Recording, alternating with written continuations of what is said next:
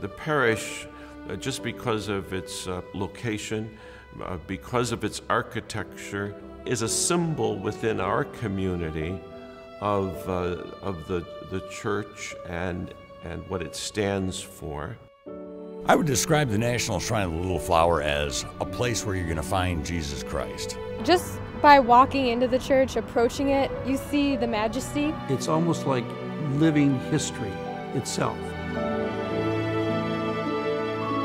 People come from all over in pilgrimage to the National Shrine, and all of them talk about their devotion to Saint Therese and how she has influenced their lives. Therese has had a tremendous impact on the church throughout the 20th century. Father Coughlin and Bishop Gallagher, they decided that it should be the shrine of the Little Flower, which is her nickname. She spoke in her writings about all of God's creation being like a garden, and that she was like the littlest white flower in that garden. It's nice to bring to mind that she was just a young girl, and then to have these pictures of her in real life, I think is quite dramatic. That brings the saint really home. Her whole outlook on everything is that, like, do the little things with all the love you can give. She stood for peace. She stood for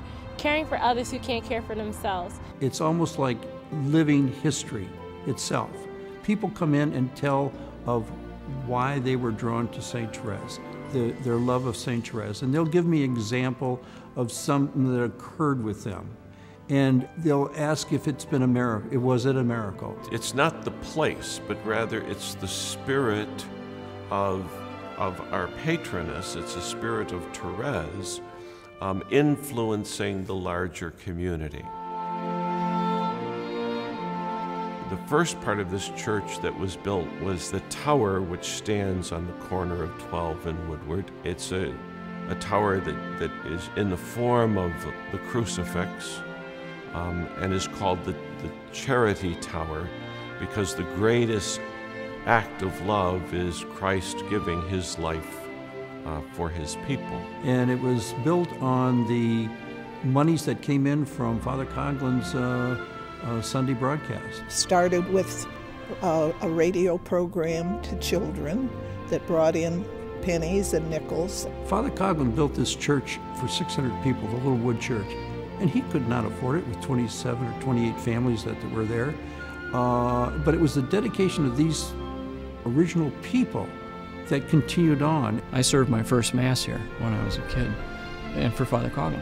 When I arrived in America on the first day, so the first thing I did is Shrine. My teacher took me to Shrine Church.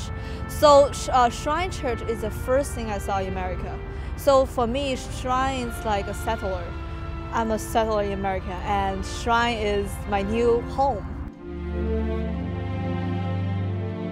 There's all kinds of reasons why they come, but I think once they're here, they're struck by the whole experience of the art and the architecture. It was built in the Art Deco style of architecture that was very popular at that point in history. It is very representative of Art Deco, even on the little knobs here on the edge of the pews, but you'll see it all around in the square work and the rock work, the cement work, stone work throughout the church. There's so much history and so much detail in this church. That's one of the main reasons I like to come here, is just you can kind of, the architecture and that kind of stuff is pretty special. It's one of the premier Art Deco examples in the United States. People tell me that they come to church and they're always discovering something new. It's almost as though the architecture is a homily or a sermon in stone.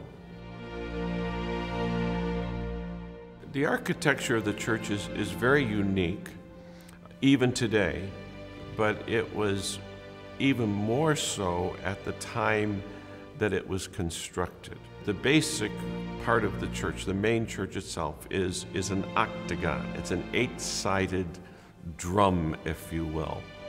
And an octagon is important in Christian teaching because it represents the 8th day, the day of the resurrection. Father Coughlin really had a vision, and he made the Mass and the Eucharist the center of attention. The altar itself is an amazing piece. It's a solid obelisk of marble, and it was carved in Italy, in Carrara, and then brought over and placed in the church as the church was being completed, because there was no way to get it. You had to leave part of it open to get it in, to put it in place, and then complete the church around it. So it's at the very center. Well, probably the way the light shines on the altar, the stained glass. It's just beautiful to just sit here and look at it. If you look at the main altar, for example, and the main floor, there are 12 sets of pews that extend out, and if you look at it from above, it looks like a flower. The core is the altar, and then you have these petals coming out. If you go back into the gospel, Jesus, tells the apostles, when he's going to feed the crowd, have them sit down, and they sat down in groups of 50 and 100, and were like a flower bed.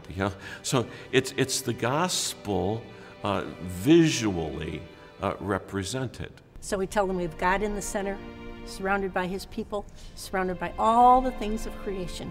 No matter where you sit, you're able to see the celebrant. You're drawn into the Mass quite personally. Sitting in the round, you're not looking at everybody's back of their head.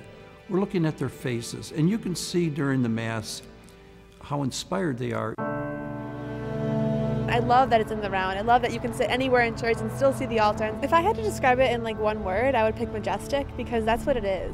I've been to a lot of different churches, like my grandmothers and aunts and uncles whenever I travel, and Shrine is the best place to come home to. We're in the womb of our mother when we're here at the Shrine, in a place of safety, a place of prayer, and it's comfortable, like being home where you're supposed to be. I describe it as my family, because it was so amazing that in Shrine, this community, everybody live together, work together, and help each other.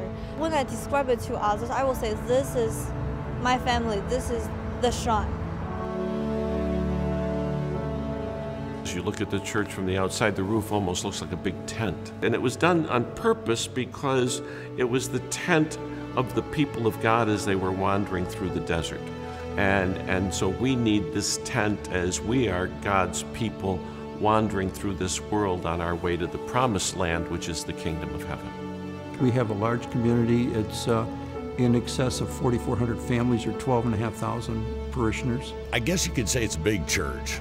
There's about 4,000 families, I understand, that are involved here at the National Shrine, but in so many ways it's just a small little parish. It's like you come here to worship the Lord, you come with family, you see other families that you kind of feel family with. It's very spiritual in that regard.